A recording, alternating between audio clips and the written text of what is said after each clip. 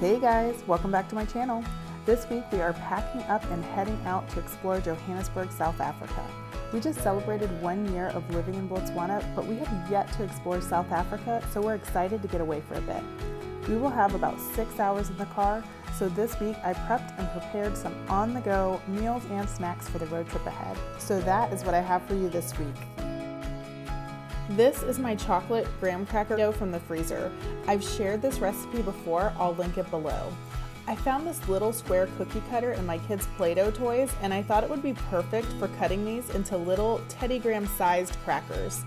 I actually want them even smaller, so I'm taking my pizza cutter to them. I've never cut these this small before.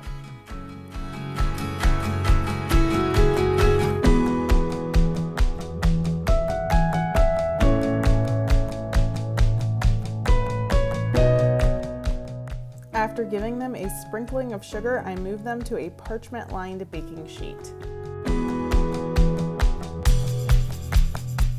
Now it's time to pop them in the oven. Because these are so small, they're going to bake up fast. Keep a close eye. I rotated mine after about 4 minutes. I was so afraid I was going to burn them after all that work.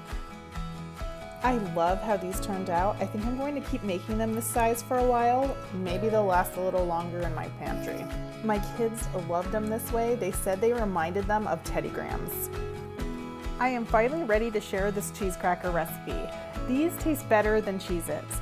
I start by shredding 8 ounces of cheese. Any cheese you like, I'm using cheddar.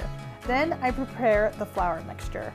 Measurements and a full list of ingredients are in the description box below. Using a hand mixer, mix the cheese and 1/4 cup of softened butter on low until the cheese and butter become light and fluffy. This will take about 5 minutes. Now it's time to start adding in that flour a little bit at a time, mixing after each addition. This is going to be very crumbly. Once the flour is incorporated, add 2 to 3 tablespoons of water. I always end up using the full 3 tablespoons. Work this dough with your hands until it becomes cohesive. Once it all comes together, divide into 2 equal pieces. Shape them into flat discs, wrap them in plastic, and let them chill in the fridge for about 2 hours. You could even pop them in the freezer at this point. When we get back from our trip, I definitely plan on making a few batches for the freezer.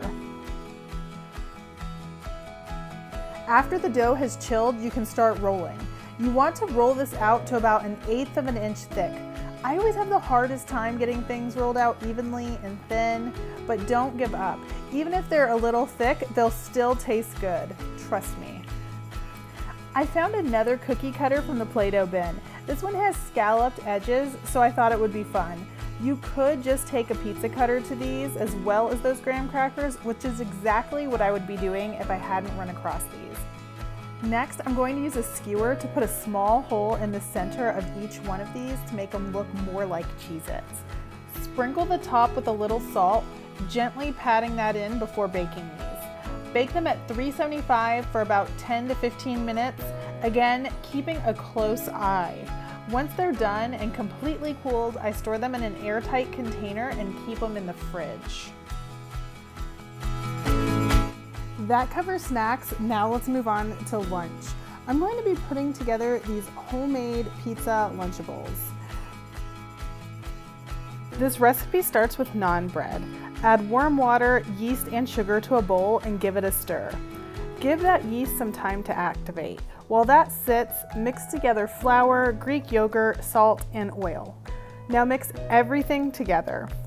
Once the dough starts to form, turn it out onto the counter and knead it for 5 to 10 minutes. Once it's smooth, place it back in the bowl, cover, and set aside in a warm place till it's doubled in size. This takes about an hour. I went ahead and doubled this recipe. I plan on making butter chicken in the crock pot this week, and we can't eat that without naan. I'll be sharing that recipe soon, so if you haven't already, be sure to tap that subscribe button so you don't miss it. Turn your dough out onto a floured surface. Form each piece back into a round ball. If you're wanting nice big pieces of naan, slice your dough, like a pie, into 8 equal pieces. Form each one of those pieces back into balls. If you're wanting nice big pieces of naan, you'll want to stop cutting there. I want smaller pieces for the Lunchables, so I'm going to cut each of those pieces in half again, giving me 16 equal pieces.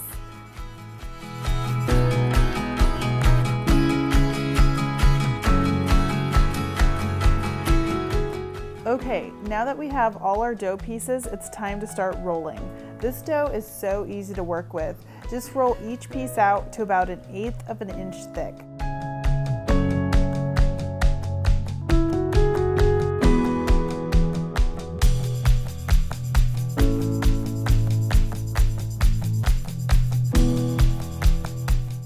You can cook these in a pan. I'm using my griddle. Make sure your cook surface is good and hot. I lightly oiled my griddle. Let them cook for about 3 minutes on one side, then flip them for about 2 more minutes on the other. Continue that process till you're finished. I let them cool completely before bagging them up. I made them about a week before our trip, so I stored them in the freezer. When we get back, I'm definitely going to have to make another batch for the freezer. These will be perfect for lunches around here. I just threw together a sauce with a couple of jars of tomato puree. I seasoned it with dried basil, a bay leaf, homemade garlic salt with parsley, and sugar. My most popular video is this complete spaghetti dinner. I'll link it below. I didn't have time to prepare that sauce. However, this sauce tastes great and comes together much faster.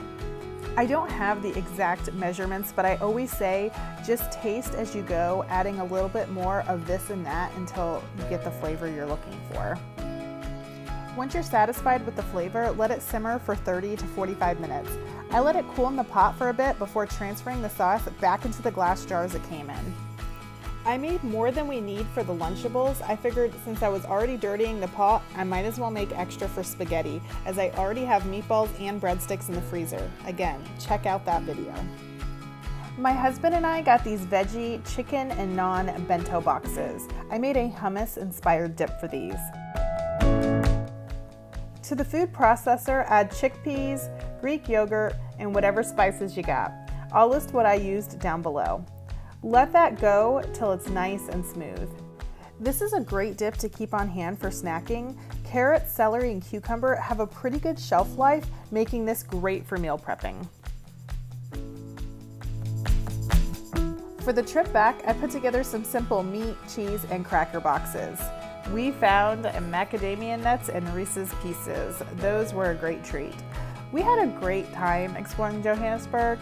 Whenever we get the opportunity to travel, I love to check out different grocery stores and see what the locals are eating. Well, that's all I've got for you guys. I'll be back next week with more recipes, meal prep, and dinner inspiration. Did you see it? You missed it. It was right out your